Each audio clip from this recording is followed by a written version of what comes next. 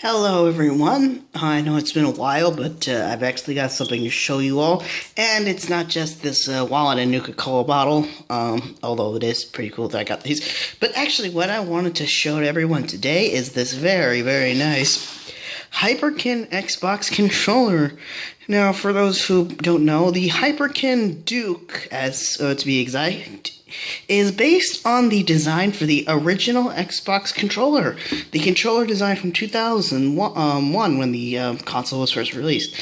It uses black and white buttons for the LB and RB, but we're going to open this up and get a more in-depth look at that. So just give me a sec here.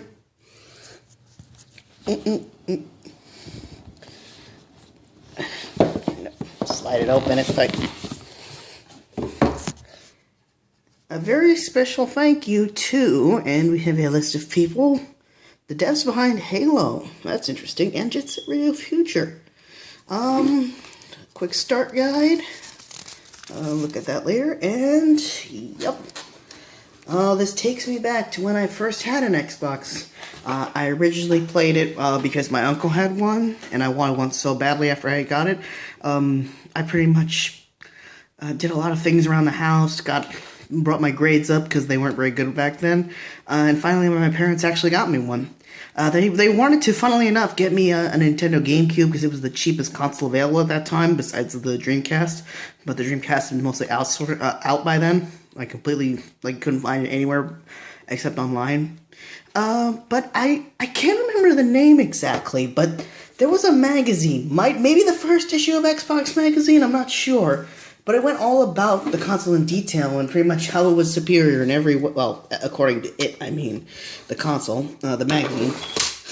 There was even a funny comic at the back, which one of its best uses was as a car seat for Grandma. Again, this is all so vague, I can't remember exactly, but when it showed the GameCube, it had her head hitting the roof of the car, the PS2 was too small. This is before the Slim version, too, by the way, and the Xbox was just right. But, yeah, the Hyperkin Duke controller, based off of the original. Funny thing about the Xbox controller, its design more likely was influenced by the design of the Sega Dreamcast. This had a very similar shape, and of course, what's up here has been soldered shut, as it was on later models, after they stopped using it. This was designed for additional storage space for games, because even though the Xbox was the first console to ever have an internal hard drive, unlike today, it did not have USB support for flash drives, and basically for extra storage space for other... And so, yeah, this was so you could actually have extra space if you needed it, and could take it with you to another person's console, obviously. It was based off the Sega Dreamcast controller, which had a similar feature, those little packs. I can't remember exactly what those were for. I think they were mostly for peripherals, like the fishing rod in Sega Bass Fishing and all that, but not important. And the microphone. But, yeah, in later models, this little ridgy thing got closed off, as I guess they just stopped using them. This is a USB controller input. So, yeah, no battery. It's completely wired.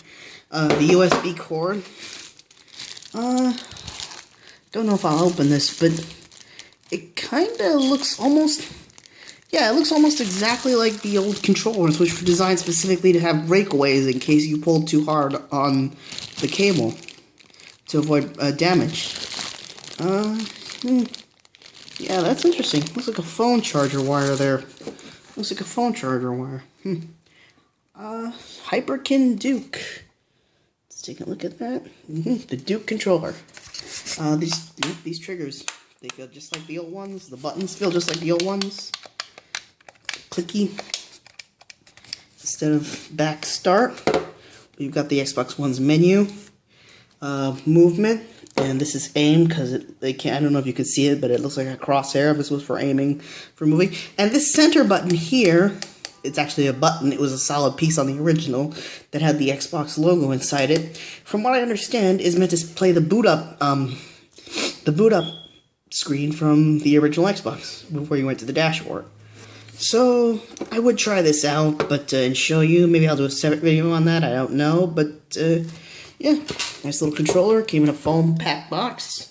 I wouldn't say if this is a professional controller, like, say, the Elite, or one that a professional gamer would use, because, like I said, this was before online gaming was, at least on the Xbox, was a thing, so I don't know if you'd want to be using this to play matches of COD, Halo, Battlefield, whatever. But if you got, like, I guess, Rare Replay, especially if you got Rare Replay, because you could play the original Xbox, grab by the movies on that, any of the backwards compatible passer for the marketplace, such as Fusion Frenzy or Ninja Gaiden Black, those would be good. Although, if you are going to use this for modern games that are online, they do have LB and RB buttons above the triggers, just like to, but they're still a little far apart, I don't know. Unless you've got good reflexes, I don't know how effective they'd be. But the Duke, despite what a lot of people said to me, it feels pretty comfortable, and it fits nicely in my hands, so, again, I don't know if I'll be using this regularly on online matches, but it's a very nice controller, and I'm very glad Hyperkin made this. Really, you can't do this with any other console today. I mean, the Nintendo Switch, it's not like it can integrate an N64 style controller, I mean, I guess you could pick up a PlayStation controller in the classic white, or a Skinford, or whatever.